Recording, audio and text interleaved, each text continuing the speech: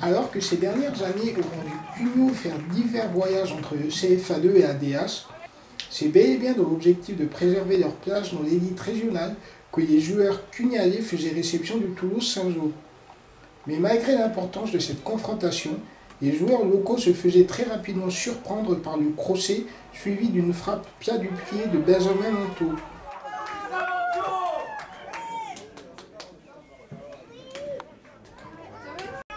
Un premier coup dur dans les coéquipiers de Pierre Rigal se relèveront cependant rapidement pour bénéficier d'un corner dévié par Torrente dans ses propres buts et remettant les compteurs à zéro. L'autre pouvait alors partir sur des belles bases, à l'image d'une frappe de Miguelor repoussée par Imbernon ou de quelques mouvements offensifs cugnalais.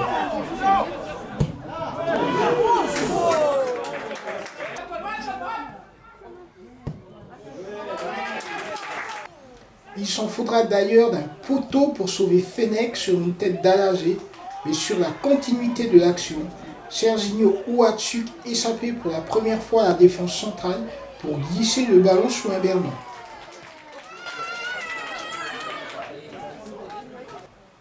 Le festival familial pouvait alors débuter, car après Serginho, l'on retrouvait le frère Amoy, cette fois dans le registre de la puissance pour le troisième but toulousain.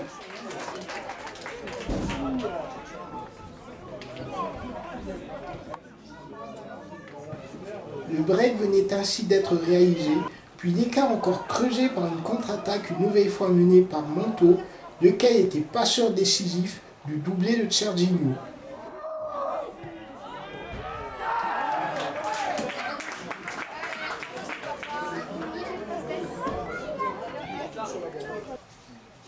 La seconde période repartait sur les mêmes bases du festival offensif initié en première mi-temps, mais Fenech puis Imbernon arrivaient à un temps à préserver leur but.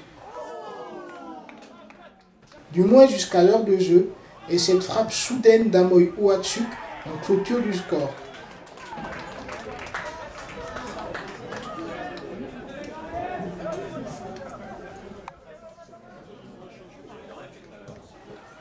Un score de 5 buts à 1 très lourd pour les Cugnalais, pour qui il faudra maintenant s'imposer au Giro, tout en espérant de multiples conditions favorables lors de la dernière journée pour préserver leur place en division d'honneur.